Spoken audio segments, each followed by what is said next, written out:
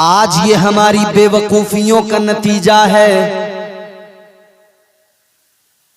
कि ये जो बिल हमारे सामने आया था, जो पास भी हो गया, जिसके खिलाफ एहतजाज हो रहे हैं, वक्फ अमेंडमेंट बिल 2025 हो रहा है ना। प्रोटेस्ट, एहतजाज क्यों हो रहे हैं?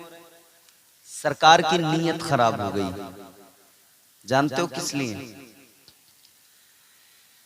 फेसबुक चलाने वालों, व्हाट्सएप चलाने वालों, इंस्टाग्राम चलाने वालों, सोशल मीडिया पर एक्टिव रहने वालों, नौजवानों, आपने कितनी पोस्ट फेसबुक पर देखी होंगी, सोशल मीडिया पर कितनी पोस्ट आपने देखी होंगी जहां लिखा हुआ मिला होगा अब्दुल पंचर लगाने का काम करता है।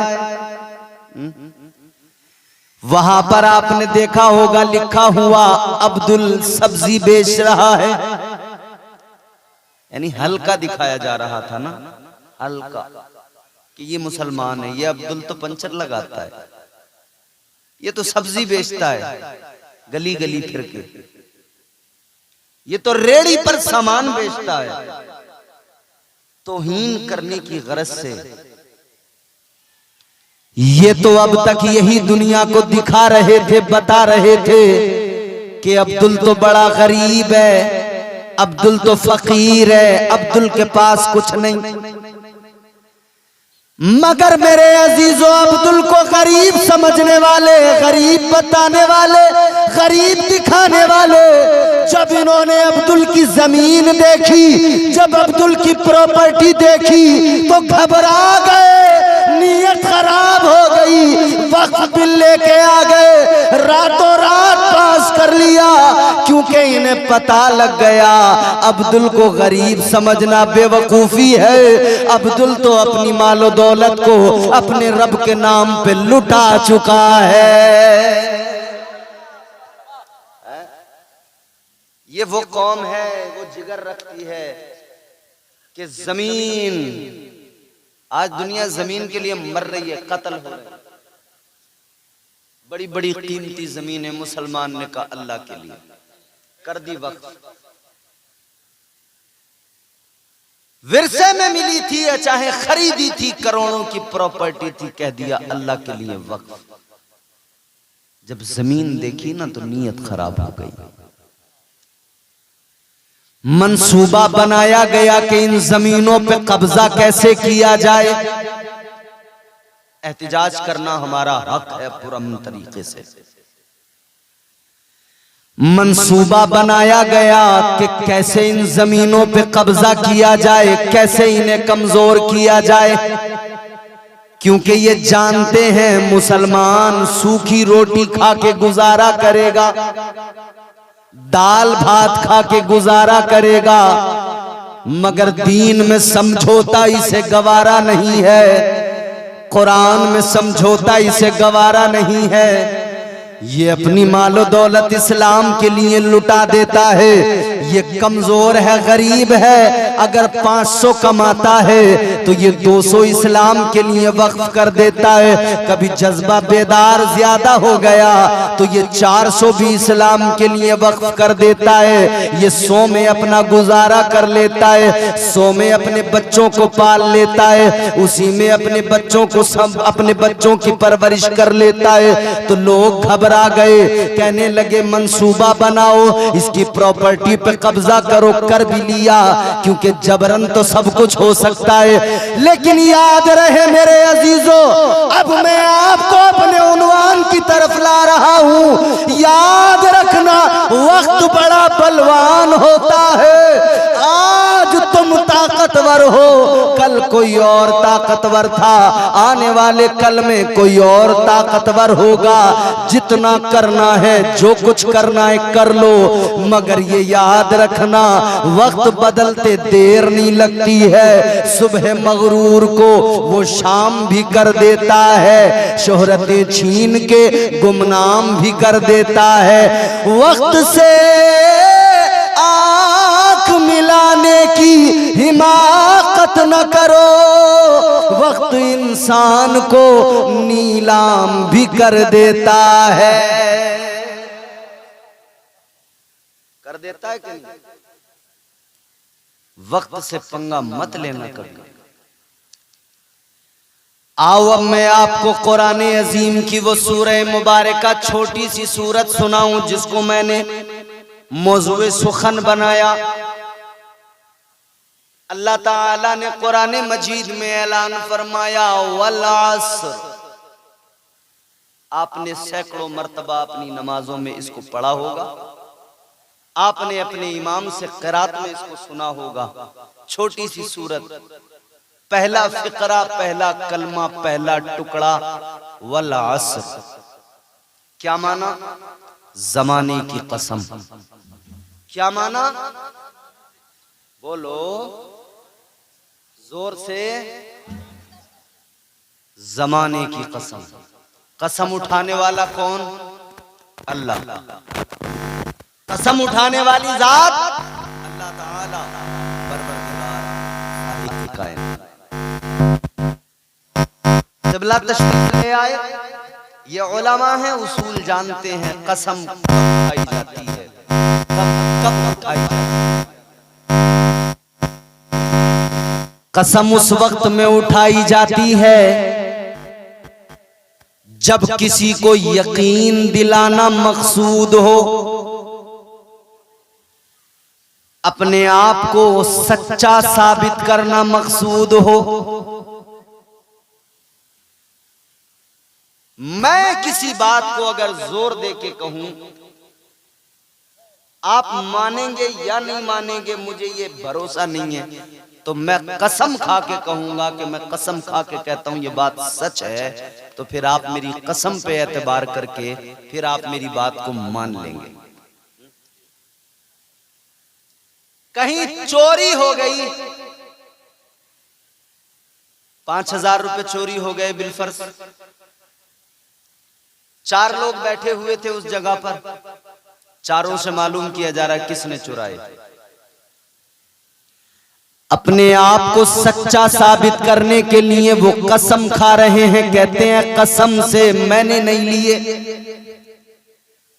मतलब यकीन दिलाना मकसद है कि मैं जो कह रहा हूं वो सच है, मैं जो बोल रहा हूं वो सच है, मेरी हर बात में सदाकत है, मेरे हर लफ्ज में सदाकत है। कसम इसलिए खाई जाती है, कसम इसलिए उठाई जाती है कि यकीन दिलाया जा सके, खुद को सच्चा साबित किया जा सके। ऐ लोगों अब जरा गौर करना, बात इंसानों की हो तो कसम से यकीन दिलाया जाएगा, मगर मुझे बताओ सबसे बड़ा सच्चा कौन? तो जवाब आएगा जिसका हर लफ्ज सच्चा, हर कौल सच्चा, हर वादा सच्चा, वो जात मेरे परवरदिगार की है। सबसे बड़ा सच्चा तो मेरा अल्लाह है ना। बोलो, कई लोग यहां डंडी मार जाते हैं और वो आपके यहां भी आते होंगे ऐसे हंसते हुए, चलो चलो अल्लाह रसूल की बातें करेंगे। फिर जब आप उनसे मालूम करोगे, अकीदे की बात करोगे, अभी मुझसे कबल आपने अकीदे के ताल्लुक से सुन लिया, डंडी मार गए लोग अकीदे में। उन्होंने जब कुरान की आयत पढ़ी ना, इन्नल्लाह अला कुल्ली शैइन कदीर, तो वो भूल गए, हदें पार कर गए, कहने लगे अल्लाह हर शय पे कादिर है। तो बोले अल्लाह झूठ बोलने पे भी कादिर है। मैंने कहा तेरी बेगैरती कि तेरे दिमाग में झूठ ही आया। तू अगर तेरा दिमाग पाक होता, तेरी फिक्र पाक होती, तेरी सोच पाक होती, तेरा कल्ब पाक होता, तो तेरे दिमाग में अल्लाह की जात की तरफ ये ऐब कभी तू न लाता, बल्कि तू कहता अल्लाह पाक है, बेऐब है, लारैब है। तू कभी अपनी जबान पर ये जुमला नहीं लाता, मगर डंडी मार गए। बोले अल्लाह झूठ बोल तो सकता है मगर बोलता नहीं है। माज़अल्लाह, कहिए माज़अल्लाह। क्या आपको लगता है कि अल्लाह झूठ बोलो भाई, हमारा अकीदा अल्लाह पाक है, बेऐब है, लारैब है। अल्लाह का हर कौल सच्चा, हर वादा सच्चा, हर लफ्ज सच्चा, कुरान सच्चा, उसने जो नबी रसूल भेजे सच्चे, उसने जो आयतें नाजिल की सारी आयतें सच्ची, हर हर लफ्ज सच्चा, उसका कलाम सच्चा, उसका पयाम सच्चा, उसका जिब्राइल सच्चा, उसका मीकाईल सच्चा, उसका इसराफील सच्चा, उसका इजराइल सच्चा, तमाम अल्लाह ताला के बनाए फरिश्ते सच्चे, अल्लाह के पैगंबर सच्चे, और इन सब सच्चों में अल्लाह ने सबसे बड़ा सच्चा जो बनाया वो मुस्तफा जाने रहमत को बनाया है, आमिना के लाल को बनाया है। इसीलिए तो मेरे आला हजरत फरमाते, सारे अच्छों में अच्छा समझिए जिसे, सारे अच्छों में अच्छा समझिए जिसे, है उस अच्छे से अच्छा हमारा नबी, है उस अच्छे से अच्छा हमारा, सबसे अच्छा, सबसे प्यारा, सबसे सच्चा अल्लाह ने अपने महबूब को बनाया, सच्चे ने सच्चे को बनाया। तो अल्लाह की बारगाह में अर्ज किया जाए, मौला तू सबसे बड़ा सच्चा, तुझे कसम की जरूरत क्या पड़ी, तूने कसम क्यों उठाई? ये कुरान में जो कसमें हैं ये किस लिए? ताजदारे मदीना वाली ये कायनात मुस्तफा जाने रहमत के प्यारे गुलामों, गौर से सुनो। आप आलम ख्याल में, आलम रुया में जब अल्लाह की बारगाह में अर्ज गुजार हो गए, या अल्लाह तुझे कसम की क्या जरूरत, तो जवाब आएगा, बंदो यकीनन मुझे कसम की जरूरत नहीं, मगर जब तुम्हारा रब कसम उठाता है, अल्लाह ताला के हर काम में हिकमत है।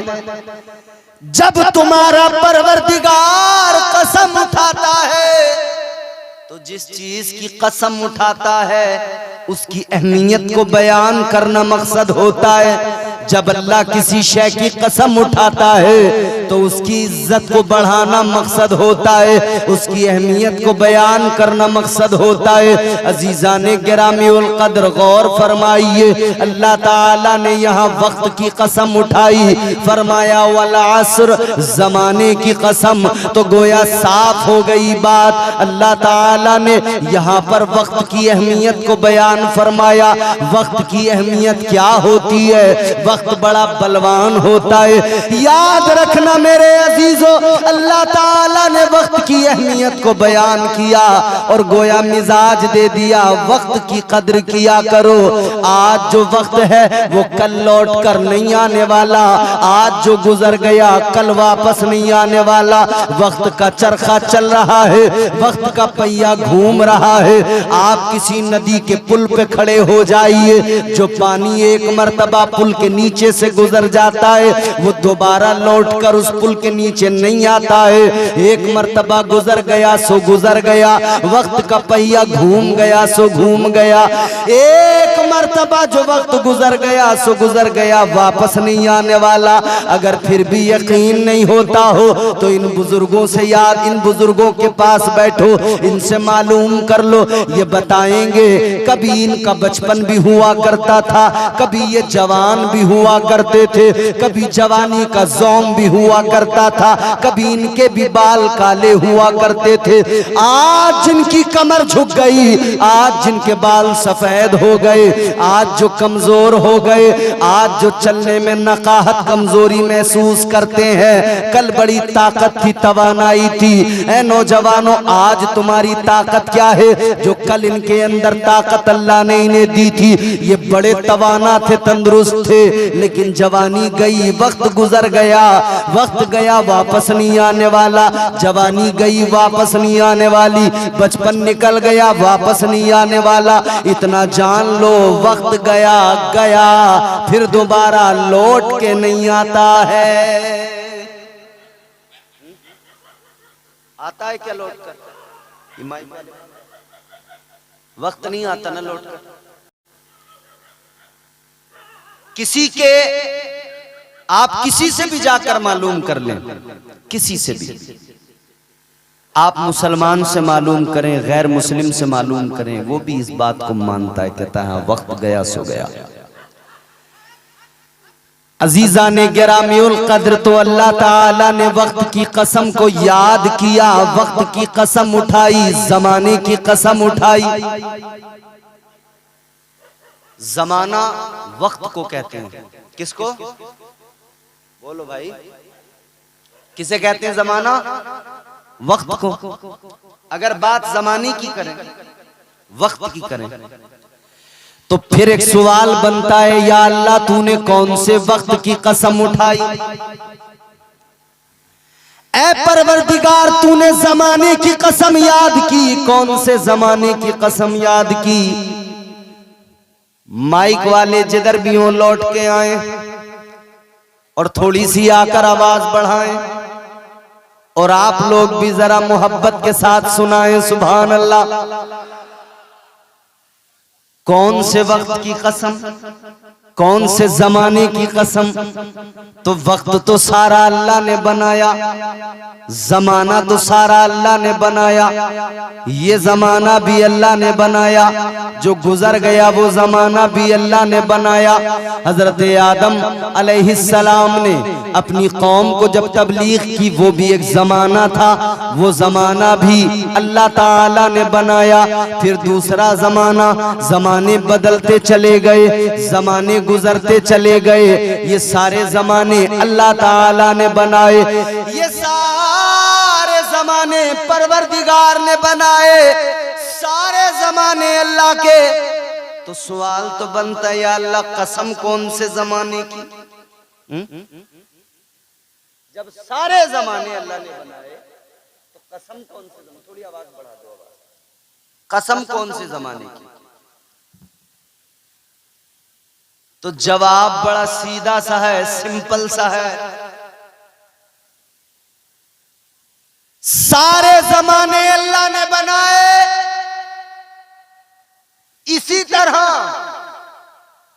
जैसे सारे रसूल अल्लाह ने बनाए, सारे पैगंबर अल्लाह ने बनाए, सब लाजवाब, सबको इज्जतें अल्लाह ने अता फरमाई, मगर सुनो, इन सारे रसूलों में आमिना के लाल लाजवाब है। इसी तरह सारे जमानों में मुस्तफा का जमाना लाजवाब है।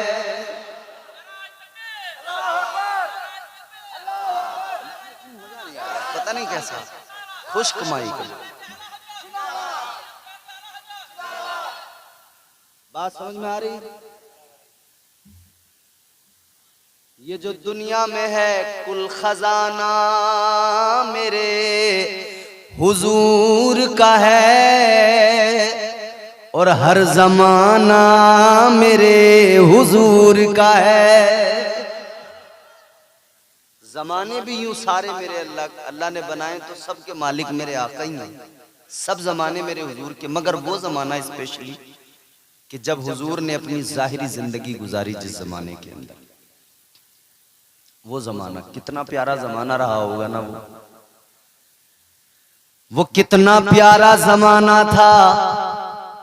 ये भी एक जमाना है, वो भी एक जमाना था कि उस जमाने के अंदर मदीने की गलियों में मुस्तफा का आना जाना था। ये भी एक जमाना है, वो भी एक जमाना था। वो कितना प्यारा जमाना जब मुस्तफा जाने रहमत मुसल्ले पे खड़े होके नमाज पढ़ा रहे हैं और नबी के सहाबा आका की इक्तदा में नमाजें अदा फरमा रहे हैं। कितना प्यारा जमाना, क्या जमाना था। जिनको अल्लाह ने रहमते कौनैन बनाया, रहमते कायनात बनाया, रहमत बन के मुस्तफा आए। क्या जमाना होगा, नबी जिधर जाते होंगे रहमतें लुटाते होंगे, जिधर कदम रखते होंगे बरकतों का नुज़ूल होता होगा। जिस तरफ मेरे मुस्तफा जाते होंगे उस तरफ अल्लाह के फरिश्तों का नुज़ूल होता होगा। क्या जमाना आए। हम जमाने याद करते हैं, जवानी में अपने बचपन का जमाना याद करते हैं, बुढ़ापे में अपनी जवानी का जमाना याद करते हैं। आज लोग बैठते हैं बात करते हैं तो 100 साल पीछे के जमाने को याद करते हैं, उस जमाने की बात करते हैं। आज भी हमारे बुजुर्ग गुजरे जमाने की बातें करते, कहते वो क्या जमाना था जब 10 पैसे में बड़ा सामान मिलता था, 25 पैसे चलते थे और बड़े धमाकेदार 1 किलो शक्कर यानी चीनी मिलती थी 25 पैसे में। बच्चे अपने माँ बाप से मांगते थे तो 1 आना 2 आना, और आज तो बच्चे भी 1-2 रुपए में 5 रुपए में राजी नहीं हो रहे, 10 से ऊपर का हिसाब है। माँ बाप परेशान, भिखारी भी है ना, भिखारी अगर तुमने 1 रुपया दे दिया तो घूर के देखता है दुआ देने के बजाय, गुस्सा आ जाता है उसे देख के, कहता है भाई ये तो हमारी पार्टी का आदमी है, इसका तो ज्यादा मामला खराब है? 10-20 में और अब तो 10-20 में भी जल्दी राजी नहीं हो रहे। ये इरादा रखते हैं पूरे दफ्तर लेके चल रहे हैं अपने साथ, एक रजिस्टर, उसमें एक किसी डॉक्टर की एक रिपोर्ट लगी हुई होती है। वो रिपोर्ट दिखा कहते हैं कि भाई साहब हमारे घर में हमारे साहब बीवी बड़ी बीमार है, हॉस्पिटल में है और ऑपरेशन होना, 6 लाख का खर्चा, बड़े परेशान है, कमाने वाला कोई नहीं है, अकेले हैं, मदद कर दो, 2-4 हजार रुपए दे दो। अब 2-4 हजार से बात चलेगी तो आदमी 100-200 तो दे ही देता है। बड़े नए नए तरीके से लूट रहे हैं। लखनऊ रेलवे स्टेशन पे मैं गालिबन पटना से पहुंचा था, लखनऊ रेलवे स्टेशन पे एक आदमी मुझे मिला, उसने आके अस्सलाम वालेकुम वरहमतुल्लाह, मैंने कहा वालेकुम अस्सलाम। आमतौर पे हमें लोग मिल भी जाते हैं जो पहचान लेते हैं कि भाई ये यूट्यूब पे हमने आपको सुना है। ये उसने जब सलाम किया मैंने कहा शायद कोई ऐसा ही आदमी हो जो मुझे जानता पहचानता हो, मुझसे बात करने लगा। तो मैंने कहा आप मुझे जानते हैं? बोला जानता तो नहीं हूं मगर आप हमारे आलिम हैं, तो मैंने आपको देखा तो मेरा दिल चाहा कि मैं आपके पास आऊं, आपसे बात करूं। मैंने कहा सुभान अल्लाह, बड़ी अच्छी बात है। थोड़ी देर मीठी मीठी बातें की, फिर बोला आइए हजरत चाय पियेंगे। अरे मैंने कहा नहीं बस मेरा टाइम हो रहा है ट्रेन का, मैं निकलना मुझे। कि नहीं आपको चाय तो पीनी पड़ेगी। जबरदस्ती ले गया, 1 कप चाय पिलाई और चाय पिला के मुझसे एक तरफ को मुझे एक साइड में ले जाके मुझसे बोला हजरत क्या महसूस कर रहे हैं आप मुझे देख के? मैंने कहा यार बढ़िया आदमी हो आप, अच्छे आदमी हो, मुखलिस आदमी हो, उलमा से मोहब्बत करते हो। बोला मैं उलमा से मोहब्बत करता हूँ, दीनदार आदमी हूँ, मगर बोला हजरत आज मैं एक परेशानी में फंस गया हूँ। मैंने कहा क्या? बोला हजरत मैं बड़े अच्छे घर का आदमी हूँ मगर मेरा बटुआ किसी ने चुरा लिया, मेरा वॉलेट चुरा लिया किसी ने। मैंने कहा फिर? बोले हजरत मैं आपसे कर्जे हसना मांगना चाहता हूं जिसका इस्लाम में हुक्म है कि मोमिन अपने मोमिन भाई से कर्जे हसना, बोले हजरत मुझे आप 2000 रुपए कर्जे हसना के तौर पे दे दो, मैं जैसे ही शाम को अपने घर पहुंचूंगा, सुबह बाद में होगी, आपके पैसे फोन पे में पहले डाल दूंगा। अब मैंने कहा या अल्लाह, मैं कहूं तो क्या कहूं, चाय इसकी मैंने पी ली। चाय पिला के फिर उसने कहा, अब मैं बड़ा हैरान, चाय पी है मैंने इसकी, यकायक सामने से इनकार भी नहीं कर सकता, डरते डरते डरते डरते मैंने 500 रुपए दिए। मैंने कहा साहब बस यही रख लो, लौटा देना। उसने अपना नंबर दिया, मैंने अपने मोबाइल में उसका नंबर सेव किया। उस वक्त मैंने कॉल भी लगा के देखी, फोन भी लग रहा था। वो दिन है और आज का दिन है, न कभी उसका नंबर लगा, न कभी उससे आज तक बात हुई। वो 500 खत्म। ऐसे ऐसे फ्रॉडिये, वो तो इत्तेफाक ये था मैंने 500 ही दिए। ऐसे लोगों पे जब एतबार हो जाता आदमी 2-4 हजार भी दे देता है। अब अगर उसने दिन भर में 2-2 हजार वाले, 2000 छोड़ो मियां, 1000 वाले 5 बकरे पकड़ लिए, तो दिन कितने का गया? 5000 का। 5 या 15, एक दिन में 5000, तो 5 या 15, 30 दिन में हो गए 1.5 लाख। सरकारी नौकरी वाला क्या कमाएगा जो वो फ्रॉडिया कमा लेगा? लोग ऐसे यकीन दिला देते। तो वक्त वक्त की बात है मियां, कभी वक्त पे आदमी का दिमाग फैसला दे देता है कि हाँ यार इसकी मदद कर दो। कभी वक्त पे आदमी जो जरूरतमंद होता है उसकी भी मदद नहीं कर पाता।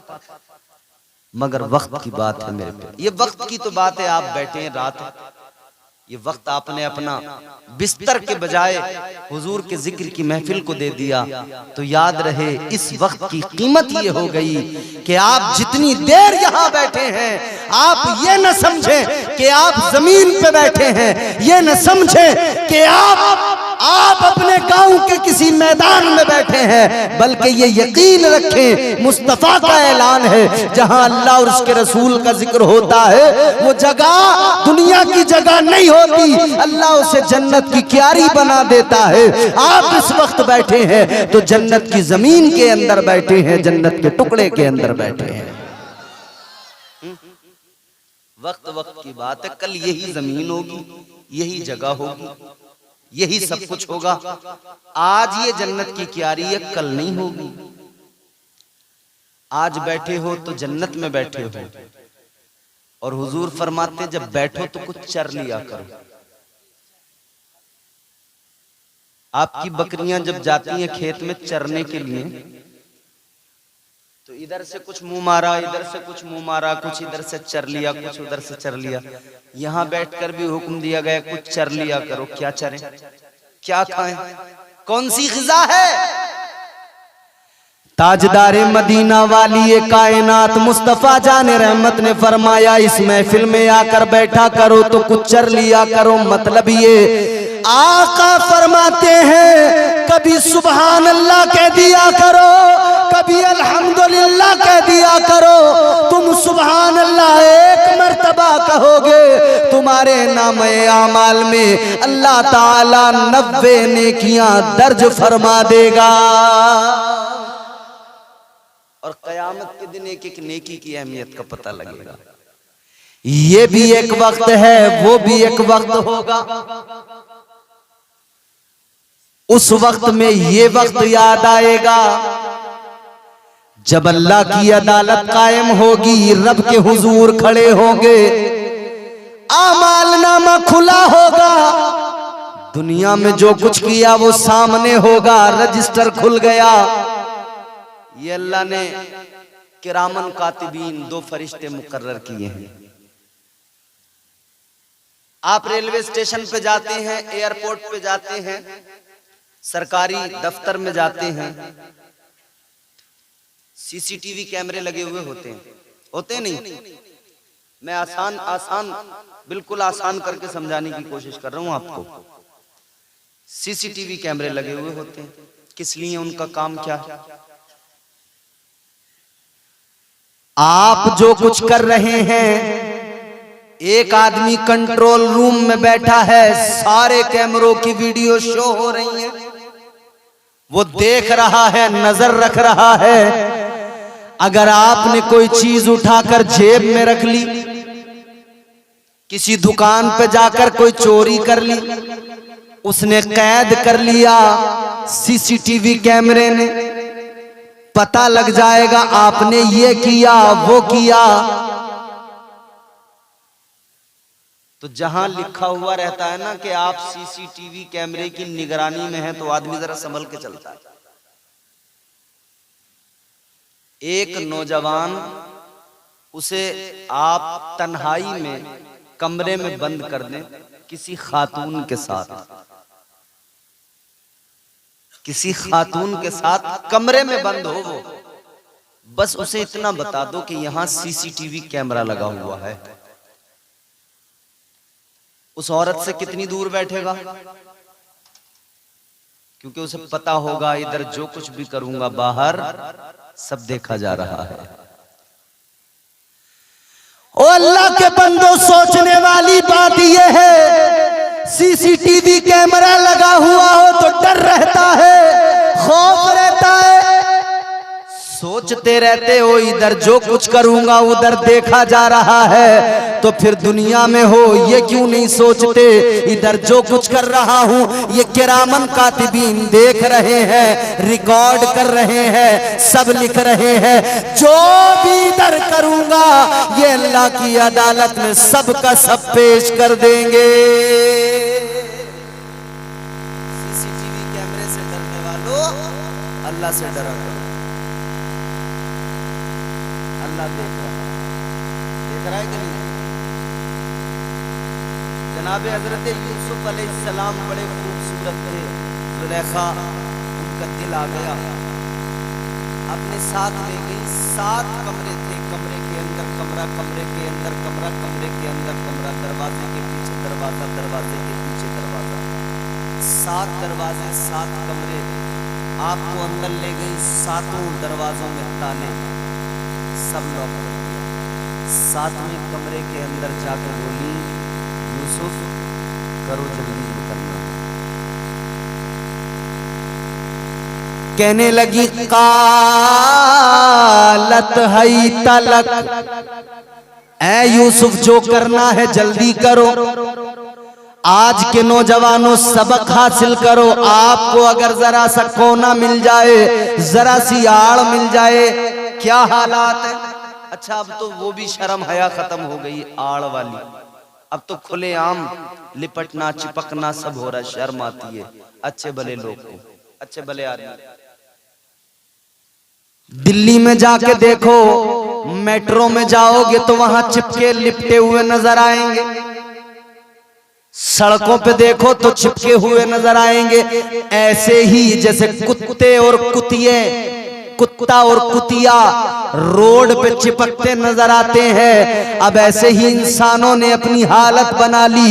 अल्लाह रहम करे, क्यों ना इंसानों पर नए नए अजाब आए, क्यों ना नई नई मुसीबतें आए, क्योंकि इन्होंने गैरत का जनाजा उठा दिया। अल्लाह रहम फरमाए। मगर सुनो मेरे अजीजों, गौर से सुनो, जरा सी कोई जगह मिली, वाहियात काम शुरू हो गए, बेहयाई शुरू हो गई, बेगैरती शुरू हो गई। मगर आओ जरा सबक हासिल करो। अल्लाह ताला के प्यारे पैगंबर जनाब हजरत यूसुफ अलैहिस्सलाम, 7 कमरे, 7 दरवाजे, ताले लगे हुए हैं, 7वें कमरे के अंदर है। जनाब जुलेखा कहती है, यूसुफ जो करना है जल्दी करो। जनाब यूसुफ अलैहिस्सलाम ने फरमाया, क़ाल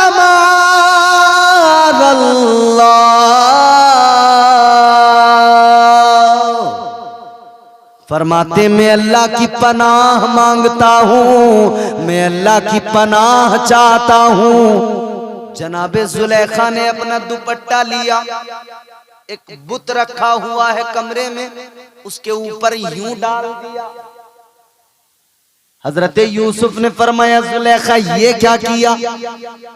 कहने लगी ये मेरा खुदा है, मैंने कपड़ा डाल दिया कि हम जो कुछ भी करें ये न देखे।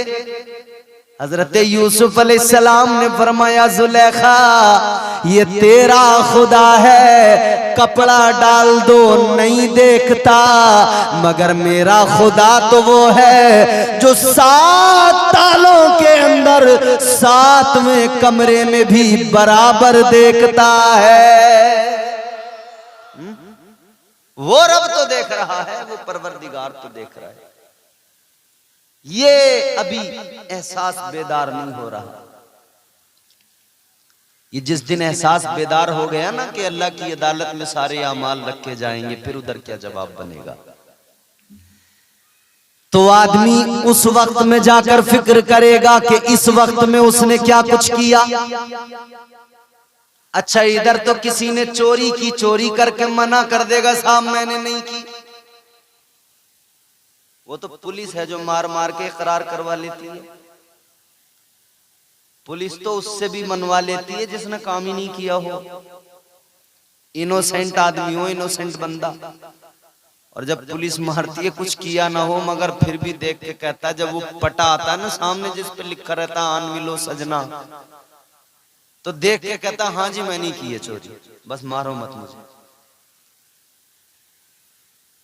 मगर मेरे अजीजों गौर से सुनो, इधर बंदा जुर्म करके इनकार कर देता है, मगर अल्लाह की अदालत में जो भी जुर्म किया है इधर उधर इनकार की कोई सूरत ही नहीं बनती, क्योंकि सारा सब कुछ सामने होगा, सब याद आ जाएगा, छोटे से छोटा गुनाह भी याद आ जाएगा।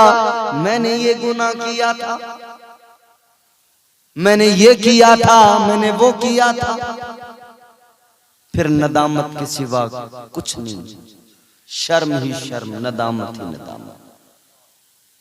फिर अल्लाह की अदालत में ये कहेगा या अल्लाह मुझे थोड़ी सी मोहलत मिल जाए, वक्त मिल जाए, एक बार मुझे दोबारा से जिंदगी मिल जाए ताकि जो कुछ मैंने गलत किया इसको सही कर सकूं। एक बार और काश मुझे जिंदगी मिल जाती, मगर जिंदगी ना मिलेगी दोबारा, एक बार मिलती है जिंदगी, जो कुछ करना है इसी में करना है। अच्छाइयां करोगे तो अच्छा पाओगे, बुराइयां करोगे तो बुरा पाओगे, जैसी इधर बोओगे वैसी फसल उधर काटोगे।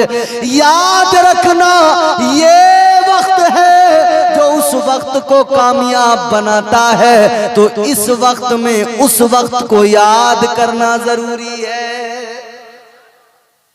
वक्त की अहमियत को समझें आप, इस वक्त में रहकर उस वक्त की अहमियत को समझें, और इस वक्त में रहकर इस वक्त की अहमियत को भी समझें। वक्त बड़ा बलवान होता है, वक्त बड़ा ताकतवर होता है। वक्त ने बड़े बड़े पहलवानों को पछाड़ दिया, सिकंदर जैसे बादशाह वक्त की मार से न बच सके,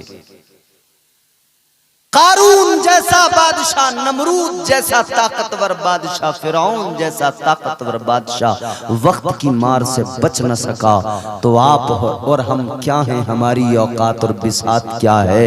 याद रखना आज वक्त है तो समझ लो। इसीलिए मेरे इमाम ने, ताजदारे अहले सुन्नत ने, सरकारे आला हजरत ने फरमाया आज ले उनकी पनाह, आज मदद मांग उनसे,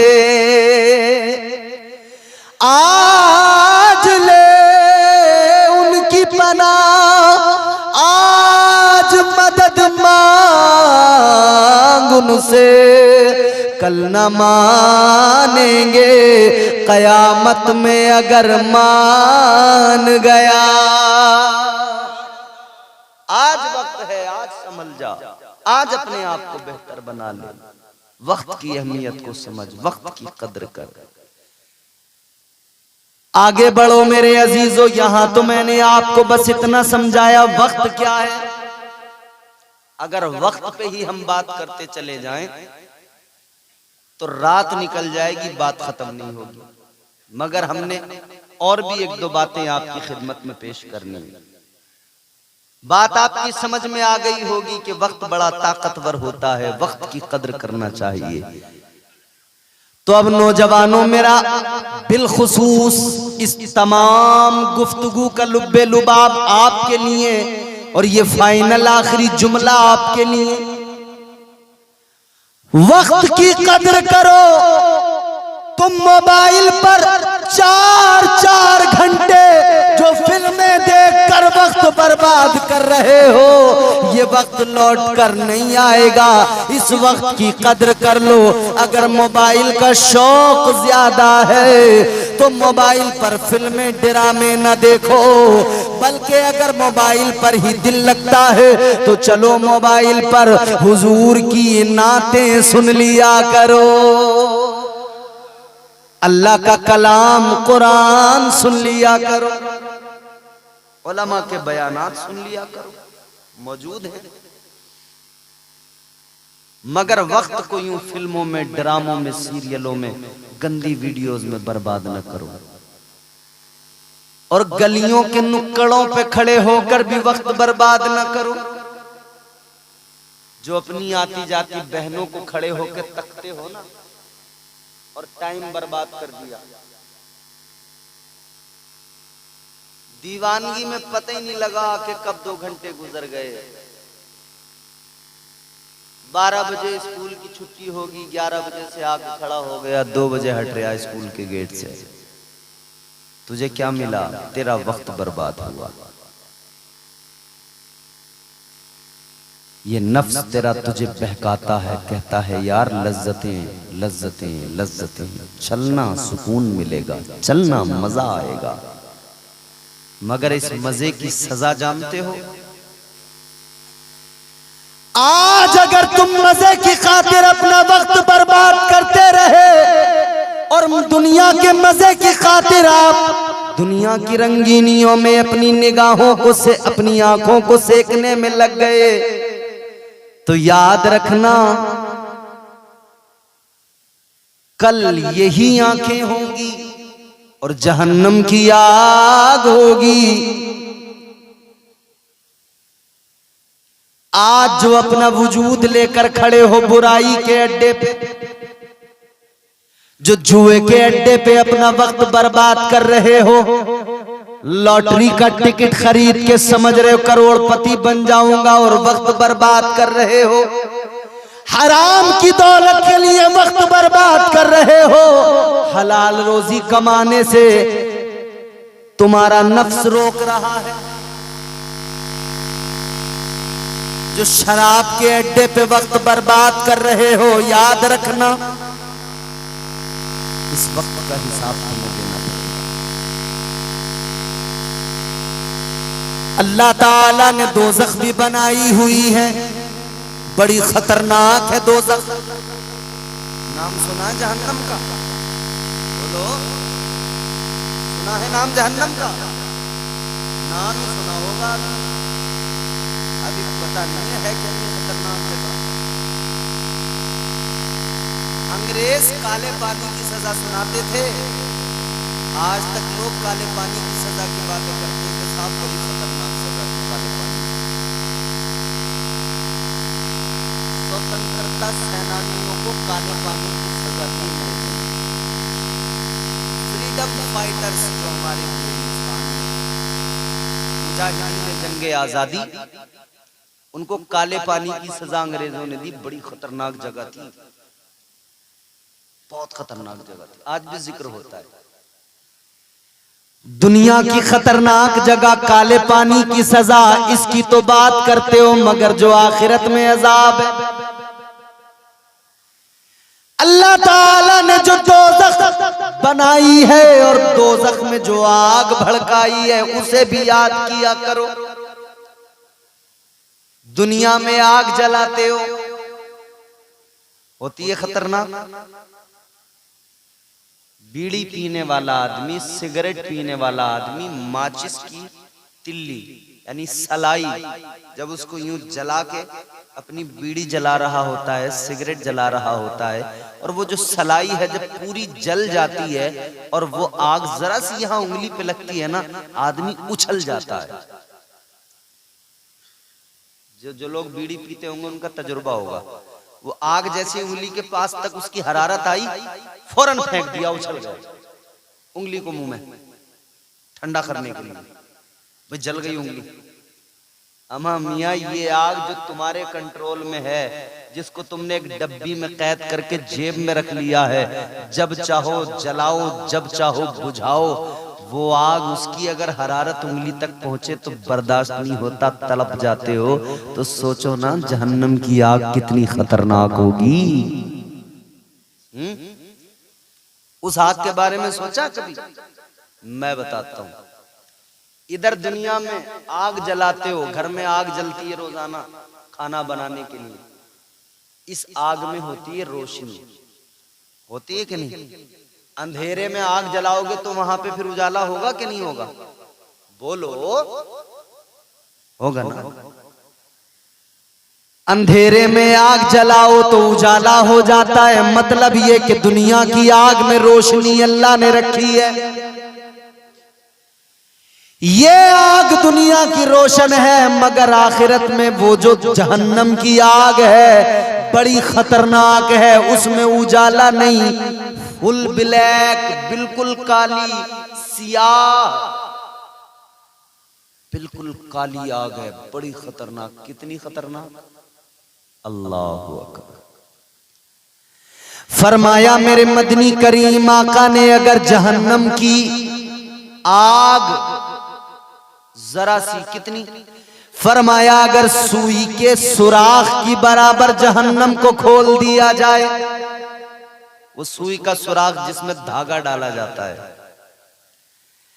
फरमाया गया अगर सुई के सुराख के बराबर जहन्नम को खोल दिया जाए और जहन्नम की आग जरा सी दुनिया में दाखिल कर दी जाए, फरमाया गया वो इतनी खतरनाक आग है कि उस आग से पूरी दुनिया में अंधेरा भी हो जाएगा, और उस आग की जो आवाज है उससे दुनिया के लोगों के कान भी फटने लगेंगे, और उसके अंदर जो बदबू है उसकी वजह से और आग की हरारत की वजह से एक लम्हे में सारी दुनिया के लोग मर जाएंगे।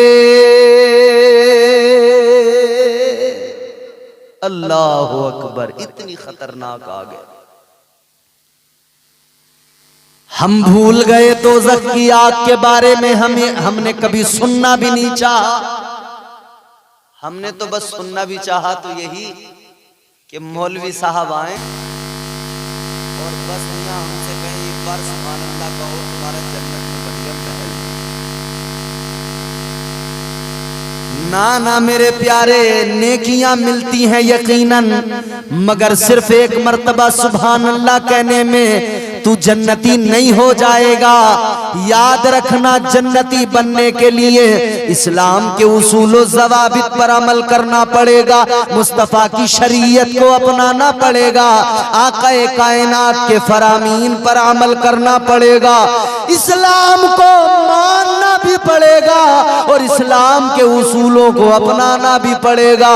इस्लाम ने कहा नमाज फर्ज है दिन में 5 मर्तबा, तो 5 मर्तबा फर्ज है, नमाज पढ़ना होगी।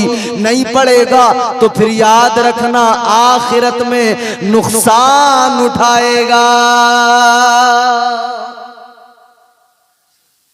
कितने लोग हैं जिन्हें आज तक नमाज भी याद नहीं।